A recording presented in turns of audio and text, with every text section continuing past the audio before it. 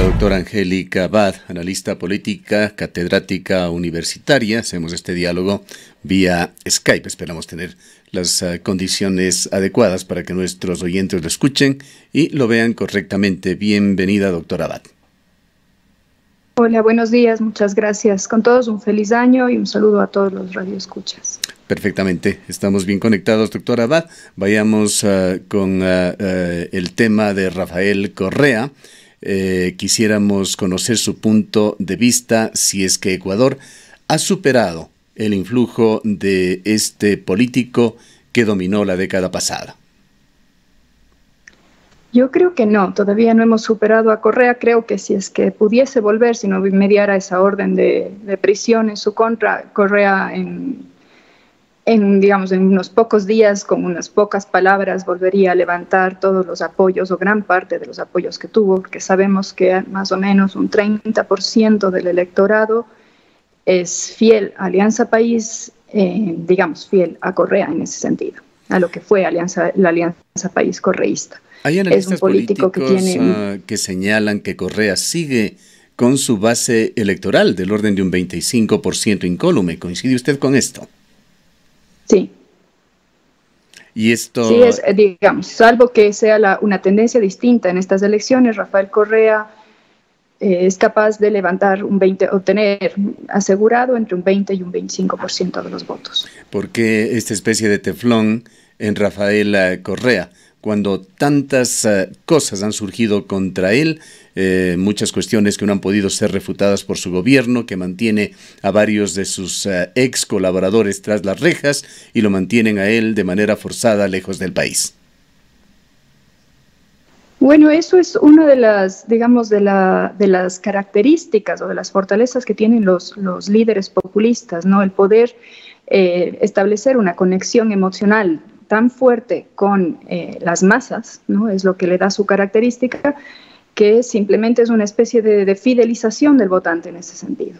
Y requiere mucho para poder menoscabar esa fidelidad que se siente, ¿no? Todavía tenemos, o si vemos el caso de Argentina, todavía esa pasión que levanta Perón o levanta Eva de Perón, podemos entender más o menos cuál es esa conexión tan fuerte que entablan los líderes populistas con sus electores. Vayamos a la geopolítica, más bien a la política latinoamericana. En esta época se dice mucho que las ideologías han quedado atrás. Se ha hecho énfasis en esto por parte de varios políticos locales, quizá porque no saben cómo explicar estas uniones del agua con el aceite, como decía nuestra invitada previa. Pero en la geopolítica o en la política latinoamericana el tema de ideologías de ninguna manera ha quedado atrás y lo están demostrando las elecciones y las primeras líneas de gobierno que ha tomado López Obrador en México o aquellas, empezando ya por sus declaraciones de ayer, de Jair Bolsonaro en Brasil. ¿Cuál es su pensamiento sobre este tema de las ideologías en la contemporaneidad?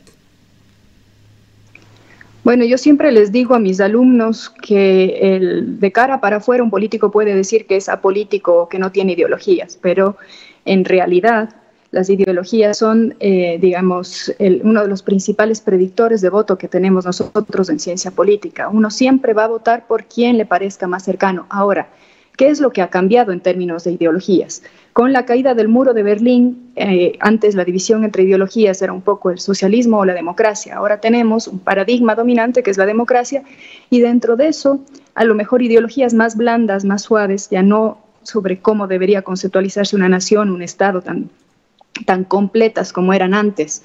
Pero definitivamente las ideologías siguen siendo importantes porque implican, una ideología son los valores políticos. Todos tenemos valores políticos, por tanto todos tenemos una ideología llegada a la hora es cuando, ¿no? ¿Qué es lo que creemos que tiene que ser el Estado? ¿Cómo creemos que debería ser un político? Todo eso implica una posición ideológica. En cuanto a los comentarios hechos por políticos locales en el sentido de que las ideologías han quedado atrás, esto ha sido recurrente, para citar unos pocos casos. César Piedra, por ejemplo, uno de los candidatos a la alcaldía de Cuenca, viene con el auspicio de Avanza, un partido que se vio manchado por la corrupción, que se pensó iba a desaparecer tras la fuga del país de quien lo creó, Ramiro González. Marcelo Cabrera, el candidato a la reelección, hizo una alianza con Creo, señaló que era una alianza puntual de carácter electoral, pero que no tenía nada que ver con lo ideológico, y tenemos contradicciones tan grandes como que la principal representante de Creo en la provincia de la Suay, por la provincia de la Suay en la Asamblea, señala que votará por su opositor. O el diálogo que acabamos de mantener con una candidata que, si bien ha dicho no es afiliada al MPD o Unidad Popular, es su simpatizante y tiene sus orígenes allí, que ha pactado con Izquierda Democrática en la ciudad de Cuenca, que irán de la mano para tratar de elegir una prefecta, así como poner cuadros en concejalías, tanto en el municipio como en la prefectura de la Suay, pero que al mismo tiempo se encuentra con otras contradicciones, que en el cantón Sisig, este mismo partido ha hecho otra coalición para apoyar a los candidatos de Podemos, es decir, de la línea del alcalde. ¿Cuál es su análisis con respecto a este tema de las ideologías y las coyunturas políticas que se han formado en la localidad? Yo creo que lo que tenemos en este caso son figuras, líderes, que lo que están buscando es el voto y saben que decir que las cosas cuando no son ideológicas o que no tienen una posición política y demás, les va a dar réditos en cuestiones electorales.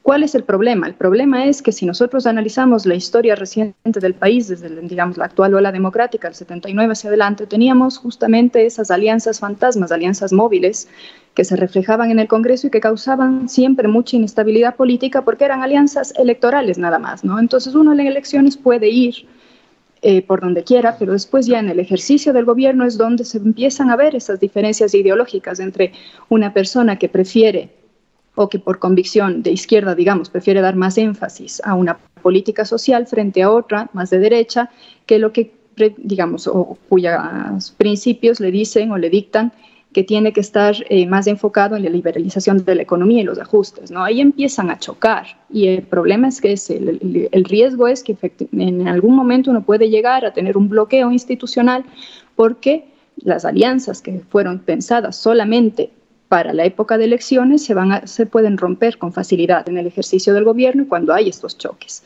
En el caso concreto, por ejemplo, de Izquierda Democrática y del MPD, a mí me parece que esa es la más coherente ideológicamente, ¿no? Porque mal que mal ambos siempre estaban a la izquierda.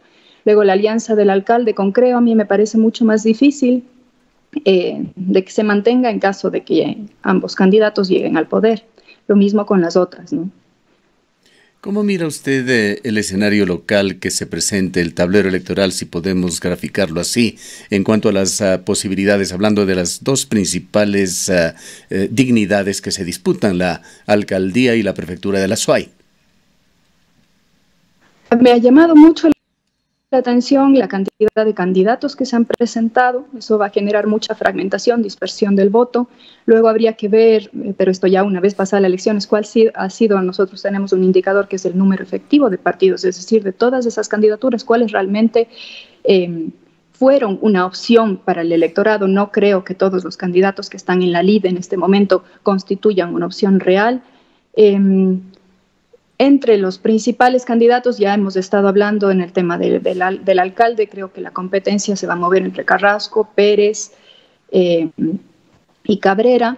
En el lado de la prefectura me parece que es donde mayores opciones, digamos, en cuanto a la trayectoria de los políticos pueden tener los ciudadanos, ¿no? Con el candidato del Partido Social Cristiano, de Pachacutic, y la candidata de la Izquierda Democrática. Creería que se va a mover por ahí la contienda.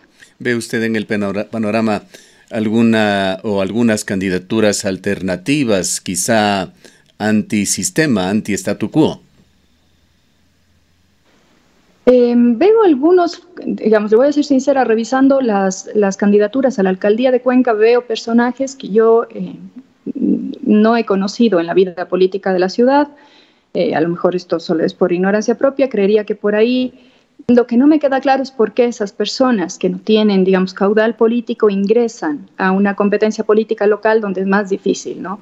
Salvo que uno tenga renombre, como en el caso de Jefferson Pérez, que puede catapultarse, o como fue en el propio caso de Correa, un carisma muy, muy propio de sí mismo, en donde puede recaudar ese caudal de votos, pues no, a mí todavía me cuesta entender el por qué esa postulación. ¿Descarta usted posibilidades de un outsider en las elecciones locales?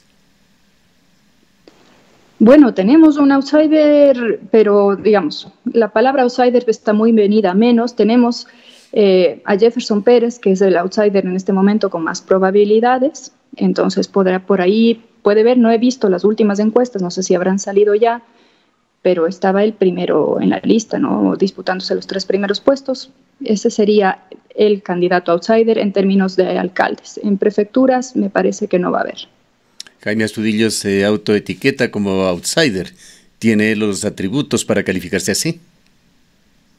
Yo diría que no, porque Jaime Astudillo tiene una trayectoria, sobre todo como en la política universitaria, pero es un personaje público, ¿no? Entonces, outsider no solamente es una persona que nunca ha ejercido un cargo, outsider es una persona que ha estado ausente de la vida política en general. Y Jaime Astudillo no es el caso para mí de lo que define un outsider. Hay de por medio una impugnación en la provincia de La Suay que podría dejar fuera a Jefferson Pérez. Esto va a depender de qué es lo que decide el Consejo Nacional Electoral, el Tribunal Contencioso que tiene para estos efectos. Pongámonos en el escenario de que la decisión sea efectivamente dejar a Jefferson Pérez fuera. ¿Cuáles serían los efectos de esta acción? Bueno, los efectos de esta acción sería, dependiendo, digo, como todavía no empezamos en campaña y no vemos cómo lo está haciendo el actual prefecto de candidato a alcalde, pero el retirar a Jefferson Pérez de la contienda política vendría, yo creo, a fortalecer la candidatura de Marcelo Cabrera. Un poco, quizá aprovechando esta época de festividades que ha traído de la mano unos 8 días de inactividad en el país, con 2 largos fines de semana, se impulsaron varios cambios en el Consejo Nacional Electoral, alguno muy directo que afectó a la organización del organismo electoral en la ciudad de Cuenca. No sé si usted ha seguido estos hechos y si los puede calificar. ¿Cuán pertinentes han sido estos? Bueno, a mí me parece una decisión muy irresponsable por parte de la señora Tamaint, a las puertas de un proceso y en medio de la recepción de candidaturas, de validación de documentos, el, digamos, disponer, sí, efectivamente, es un cargo de libre remoción el que disputaba José Astudillo, pero cesar en funciones al director de un Consejo Nacional Electoral Provincial, digamos, a las puertas del proceso, me parece muy irresponsable porque se deja un poco en el aire todos los procesos, todos los procedimientos que deben seguir las candidaturas justamente para temas de impugnaciones, para validaciones y demás.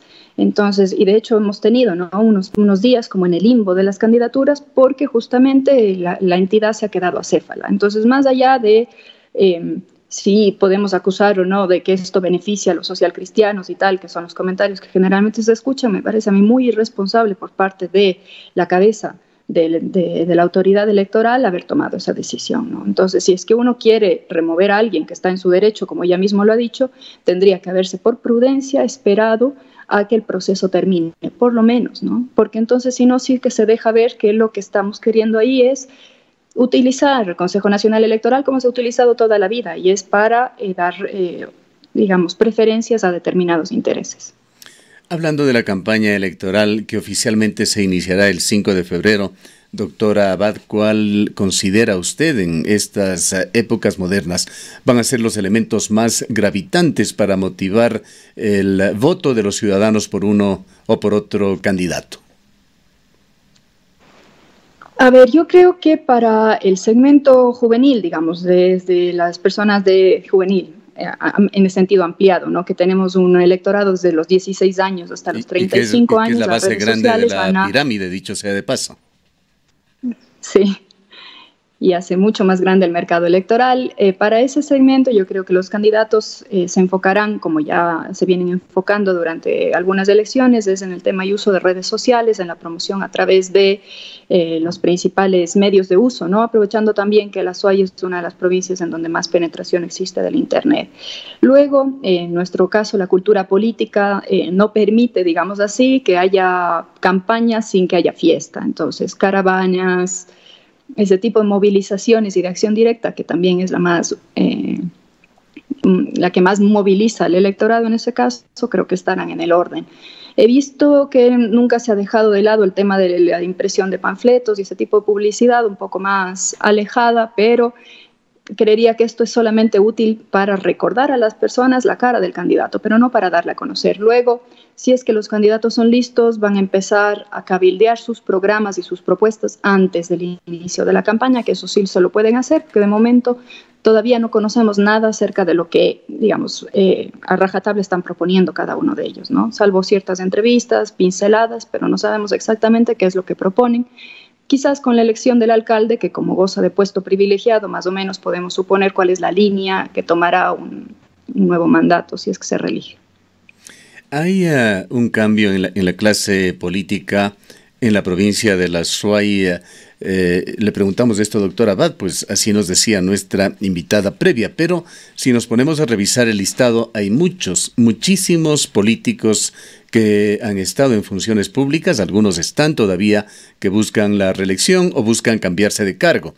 Para dar ejemplos, está Marcelo Cabrera en la ciudad de Cuenca, que busca la reelección, Miguel Uxca en Girón, Elio Trelles en Paute, Marcelino Granda por enésima vez en el Sixig, Manuel Espinosa en Camilo Ponce Enríquez, Jorge Coelho en Chordeleg, Aurelio Rubio en Sevilla de Oro, Wilson Ramírez en El PAN, etcétera, etcétera. Y hay casos como el prefecto que tras de estar varios periodos en la prefectura ahora busca la elección en el municipio de Cuenca. Incluso en el caso de concejales, consejeros, hay muchas repeticiones de personajes que han estado en uno y otro lado, matizados, en algunos casos por temas que llaman la atención, como la esposa de un candidato tratando de acceder al cargo que hasta ahora ocupa su esposo, o de candidatos que salieron de sus cargos perseguidos por la justicia, enfrentando una serie de hechos, como uno de los candidatos a la alcaldía de Gualaceo, otro de los candidatos a la alcaldía de Chordeleg, que matizan este panorama electoral.